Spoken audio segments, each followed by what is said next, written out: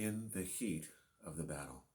I remember somewhere about 1979, I was about maybe 15 or 16 years old. Um, I was being dropped off. A buddy of mine, friend of mine, good friend of mine, were being dropped off somewhere near my neighborhood, near Cleveland Avenue.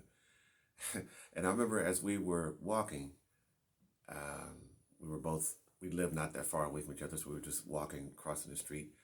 And as we were walking, I remember seeing this man. This man had on like a jogging outfit, and he was walking like this. And I just kind of commented like, man, what's up with this guy? I mean, he had this mean look and this posture. He's bouncing like this. And I'm like, what is wrong with? I just said, hey man, this guy's like, he's ready to like go off or something like that. He's walking towards us, right? And a buddy of mine, he was such a jokester. And he said, man, I messed that dude up. And before you knew it, this guy said, what? Hey, what'd you say? He took off and he chased my buddy. And of course, I don't know, this just happened as fast as lightning. He took off, they crossed the street. This is a four-way street, crossed the street, and they pretty much ran. And then I took off and started to see what was going, to see what happened. Well, the guy must have, my friend obviously couldn't catch him. And this is like a grown man, you know? And here we are, we're just teenage kids. So by the time I crossed the street and I got near the place where I could look down the street and I'm calling my buddy's name, this guy comes back. He turns around and comes facing me. He's about a good 100 yards away. He's cursing. He's calling me all kinds of names. So what do I see? I see threatening. I see intimidation. And I have to admit, I was thinking to myself, do I take off running? Should I run? I had many directions to go. I could have ran back where I came from, but actually the way I lived was towards him. It was in the direction he was going. And you know what I did? I undoubtedly prayed in my spirit. I just prayed. I thought to myself, just praying in the spirit, like seeking God and just saying, look, I don't know what's about to happen here, but I sure thank you for protecting me. You know, I might have been probably speaking in tongues quietly in my heart and in my mind.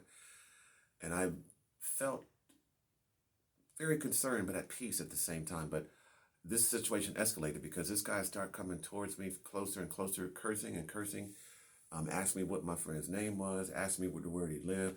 And I just said, look, I don't know him. So he got to where we're about a good, not even 2 feet apart. And I really think that he was trying to threaten or intimidate me to make me speak and say and give up information about where this guy was like my best friend at that time. We're still buddies today, you know, but I just thought to myself as he got closer, I made up my mind, you know, I'm not going to run. I'm not going to run. I'm not going to take off. And God, whatever happens, happens. That's where my mindset was at.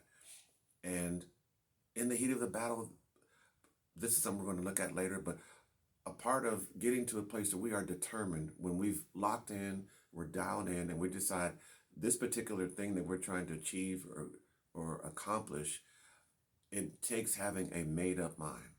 It takes having a made-up mind. And so as this guy was getting closer to me, and I decided, okay, I'm not running. I'm not I'm not a mixed martial arts fighter, not like I'm just a 17-year-old kid. Who's very concerned at this moment, but I prayed to a higher power, if you will, and I just said, I pray that you watch over me because I don't know what's about to happen. But since I'm not going to run, I just pray that you got my back because we haven't done anything to this guy. Oh, my friend made a little gesture. He didn't try to hit the guy, and we're teenage kids, so it's like this guy went crazy.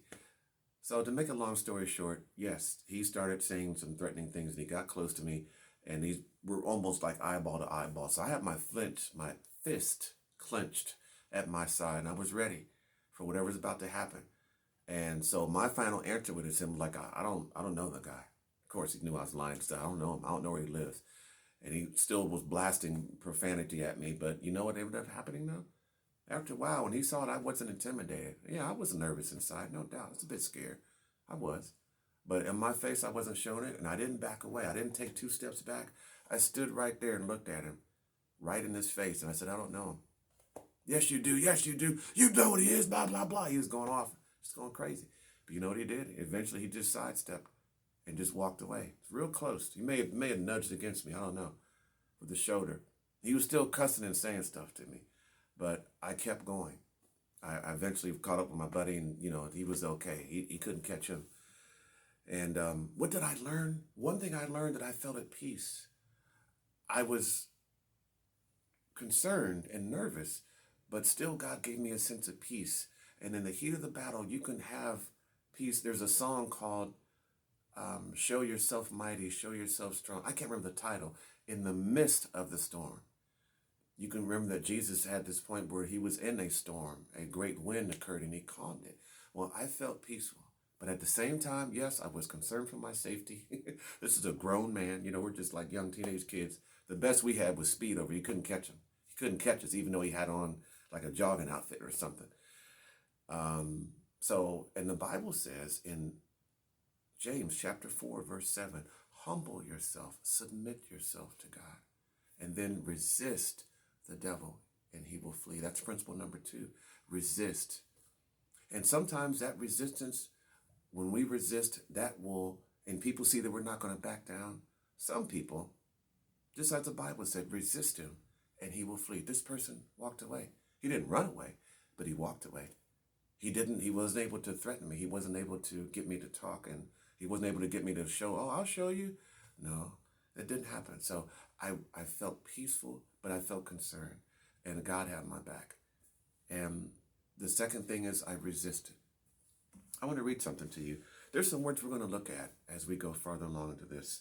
One of the definitions of in the heat of the moment or in the heat of the battle are, it means to be in the most intense or active stage of some activity or a condition. I'll read it again. In the heat of the battle is when we're in the most intense or active stage of some activity or condition. And we might be in an intense struggle for something for our life. It may not be a life-threatening situation. We might be just about to achieve something. And I read a statistic earlier about that 92% of people, this was a statistic by, I think it was Scranton University. I believe it was in concerning New Year's resolutions, that 92% of the people give up on their resolutions. 8% don't. And it talked about goal setting. One of the things that people give up because they feel like they can't achieve it, or they give up because, this is a lot harder than I thought. And sometimes it just means having a made-up mind. And one of the words that's applicable to this is endurance. We're going to look up endurance, preparation, strength, discipline, humility, and being not resistant. That's not the word I have. Resiliency. What does it mean? What do these words mean? These are ingredients that can help us when we are in the heat of the battle. Number one is having a made-up mind. We have to be determined that, okay, this situation that I'm going to do, I'm trying to get a college degree, or maybe I'm at this right at the very edge of being able to achieve something, and then some people give up, and they just had just a little bit farther to go. So anyway, we're going to look at a really good example in our next session. I want to just go ahead and just make a brief introduction and what we're going to get into and share. I hope it's an inspirational story about having resistance, being able to resist, being determined and fixed.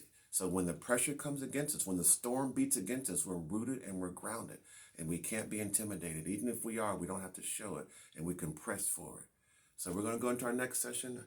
Thanks for watching, and I'll be uploading my second session real soon. All right, thanks for watching, and have a good day.